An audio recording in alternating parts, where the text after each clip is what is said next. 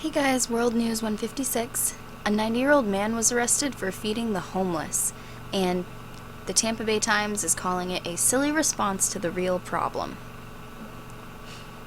Arnold Abbott, the 90-year-old man who heads Love Thy Neighbor, along with other volunteers, helps feed homeless people in Fort Lauderdale on Wednesday, November 5th, 2014.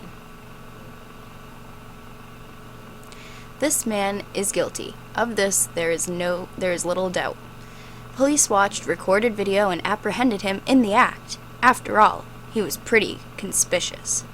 When you're on the lookout for a 90-year-old World War II veteran wearing a Chiefs uniform and hat, Arnold Abbott is hard to miss. Making matters worse for the accused was all the available evidence.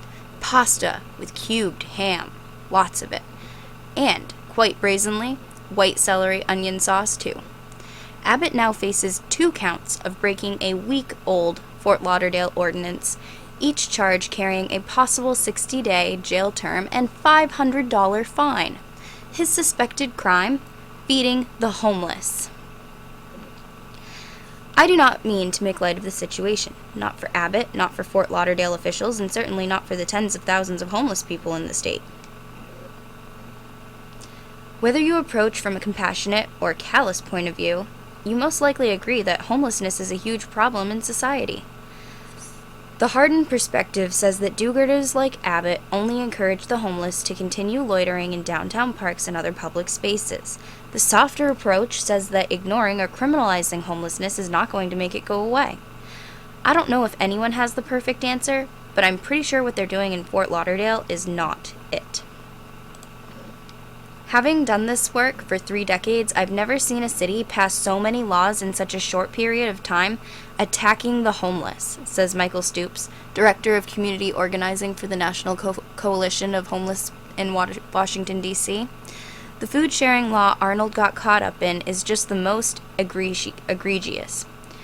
Abbott and his Love Thy Neighbor organization have been feeding the needy, along with organizing a Christmas party for homeless children and running a culinary school to provide job skills for the homeless for more than 20 years since his wife passed away. Fort Lauderdale tried to stop him from handing out meals on the beach 14 years ago, but he prevailed in 2 different court cases. This time, the city tried a different approach. The ordinance merely passed regulations on the distribution of food, the type of regulations designed to put Arnold out of business. The city apparently knew its plan was going to cause outrage because it was the last item to be discussed at a commission meeting, meaning the ordinance was not passed until 2 a.m., so protesters had to sit through 8 hours of other business before getting the chance to address elected officials.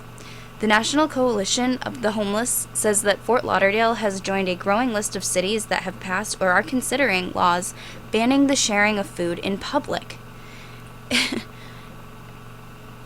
It hasn't been as contentious as an issue in Tampa Bay, but we've had our own share of problems. St. Petersburg police made national news in 2007 for shutting down makeshift tent cities by destroying a handful of tents. More recently, Clearwater passed laws aimed at curbing the homeless problem by making sitting or lying down on sidewalks illegal. I get the problem. Downtown businesses and residents are understandably upset when the downtrodden congregate nearby. But passing laws and arresting the homeless, or those trying to help them, is not a solution. In the long run, it actually increases the cost of care. This issue is not those who are willing to accept the help of safety net programs, but rather those who have addictions or mental health problems and are not eager to go into the system. I think what police in Tampa have discovered is you can't arrest your way out of this problem. Tampa Senior Assistant City Attorney Rebecca Kurt said, "The concern is finding a way to get services for the service-resistant people." Cliff Smith, manager of Veterans, Social, and Homeless Services in St. Petersburg, said that the city allows churches and other groups to hand out food and blankets to homeless, but encourages them to work with established outreach programs that are serving an estimated 5,800 homeless people in the country. Yeah, because it would be such an awful thing to help those people who are constantly asking for more food because there's never enough. Oh my God. Mayor Rick Kreisman and the City Council recently approved a $75,000 expenditure for St. Vincent de Paul to expand homeless services. Well, that was nice of them. The number one issue we're facing every day is that there just aren't enough beds, Smith said.